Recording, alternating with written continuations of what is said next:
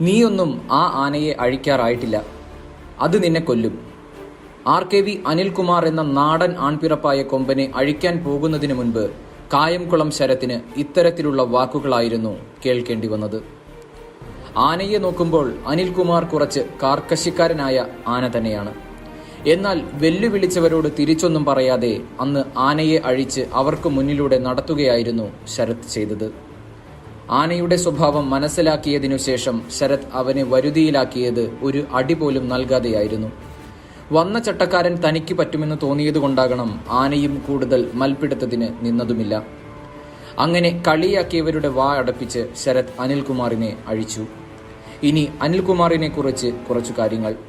വളരെ മുൻപന്തിയിലുള്ള ആനകളുടെ കൂട്ടത്തിലില്ലെങ്കിൽ കൂടി ആനയെ അറിയുന്ന പാപ്പാന്മാർ പറയും അനിൽകുമാർ ഒരു ഉശിരൻ ആന തന്നെയാണെന്ന്. നാടൻ ആനയുടെ ലക്ഷണങ്ങളും അതോടൊപ്പം കുറച്ച് ഗൗരവമുള്ള സ്വഭാവവും കൂടെ ചേർന്നതാണ് ഈ ആന.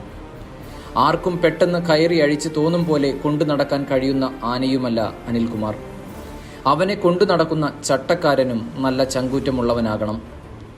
കേരളത്തിന്റെ മണ്ണിൽ പിറന്നു വീണ് കോന്നി ആനക്കൂട്ടിലെത്തി അവിടെ നിന്നും ലേലത്തിൽ വാങ്ങിയതാണ് അനിൽകുമാറിനെ.